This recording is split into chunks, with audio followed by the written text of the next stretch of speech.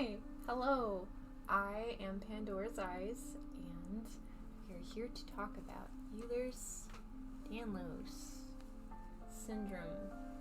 This is something that I very much feel needs to be talked about a lot more. So, it is pretty late where I'm at. It's pretty cold, but part of that is just due to the fact that my body doesn't retain heat very well. And that's pretty customary.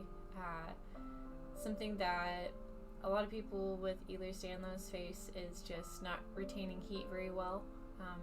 I'm assuming that this has to do with how overworked it is already. Just the body overall just is always struggling.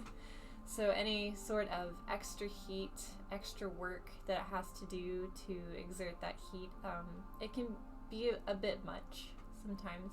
So my tip for today, if you have Ehlers Danlos or if you have circulatory problems, is to give yourself a recharge station. So what that is for me, my recharge station is I have a tea section. And I'll usually make tea, and that helps just to warm my body overall, but I also do it in a very large mason jar from local honey whenever I was able to go outside. I would always make tea by the jarful in big containers of honey, and that's really nice. Or like the jars that you keep the honey in. Those are really nice because you can just hold them, and it's just a nice way to keep your hands warm, and so they don't get just like crunchy. I know that will make sense to some of you, where your joints just aren't super fluid because they're kind of stiff.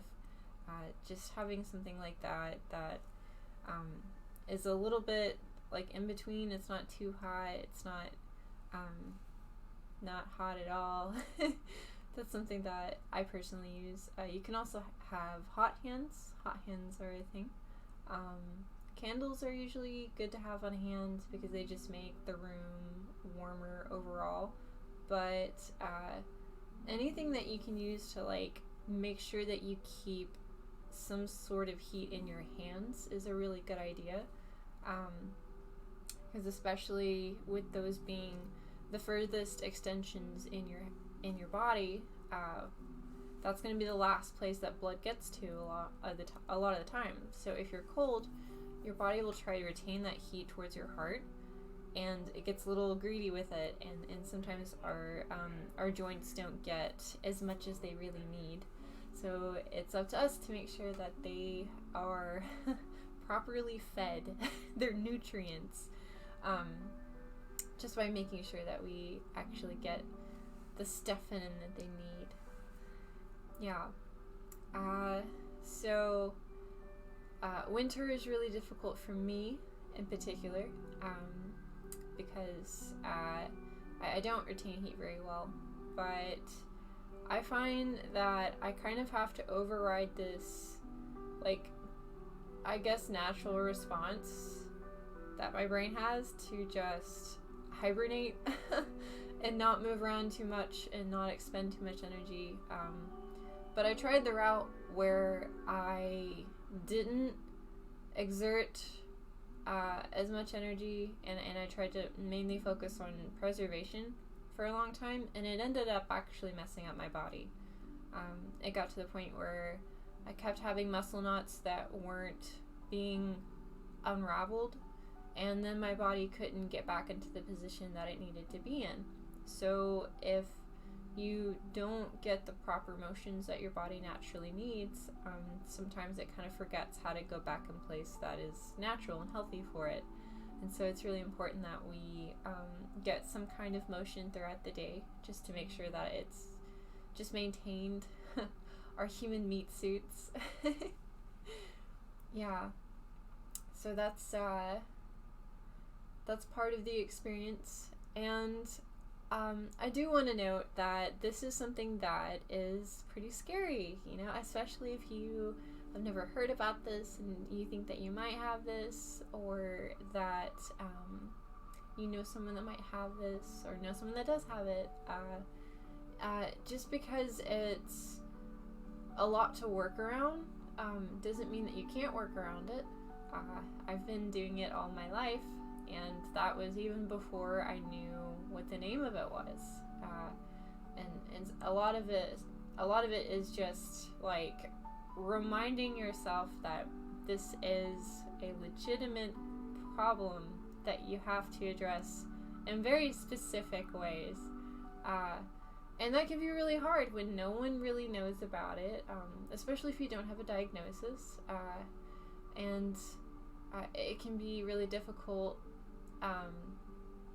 to just remain vigilant in doing what needs to be done for you to feel better if other people don't see it.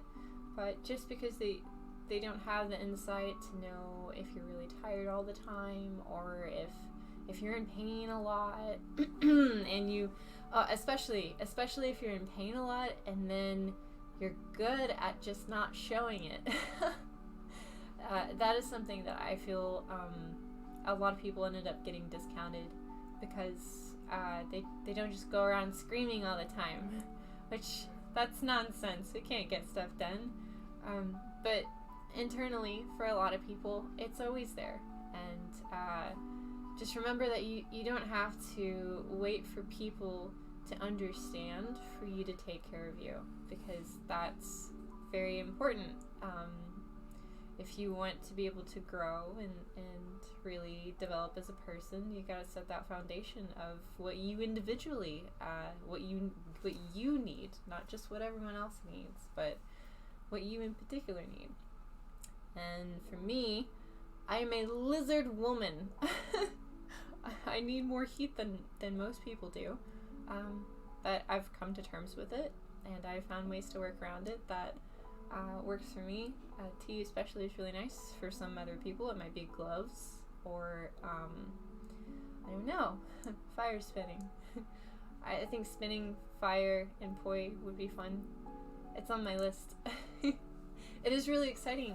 I've been doing physical therapy, and I've been making sure not to rely too much on one arm, because I noticed that I had been doing that for so long that all of this was super tense, and then all of this over here got really relaxed, but it started to actually like slip out of position, because this was doing everything. And so I had to work through muscle knots for in here and like all in the back, and then like shift stuff back into place. So that's another tip.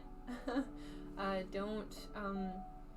would recommend not having one side of your body do everything, even if you are more used to just like being right-handed or being left-handed. Just make sure that you kind of balance it out, otherwise the muscles will start to not work as efficiently as they're supposed to.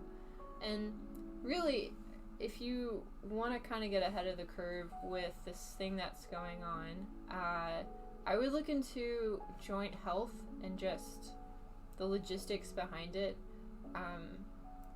So, for example, swimming and cycling are really much better for your joints than, say, running, because you're hitting like concrete, you're hitting whatever, and it's harder on your joints. Really, any doctor will tell you that running is pretty hard on your joints. So people like us will just end up seeing that kind of wear and tear earlier on, and we don't really get as much of a second chance. So you can really help yourself by making sure that you take precautionary measures now, because they really do make a difference. I shouldn't be able to do half the things that I do, but I want to be able to do them. So I'm trying to just work around everything as much as possible. And I mean, I'm here. This was not a thing that I had ever done before. I didn't know how to do this, and it's not been easy, but I kept at it, and I'm gonna do my best to just always keep at it and see what I can do to actually live the life that I want to live and make a positive impact for other people. And I know that if more people have control over the situations that they're in, I think that they would do the same. So if you have any specific questions at all, please let me know, and I will let you know my feedback from my personal experience, and maybe I can help you get some answers for what's going on for you. So that's been me. I'm Pandora's Eyes. Thank you so much for watching, and if you know anyone that might have this, or if you know someone that does have this, or if you just want to educate yourself on what this is and how to take care of it, feel free to subscribe and share, and I'm on the internet. If you support my stuff, you support stuff like this. So thank you. I appreciate you being here, and whatever you do it with love. Yeah. Have a good day. Bye.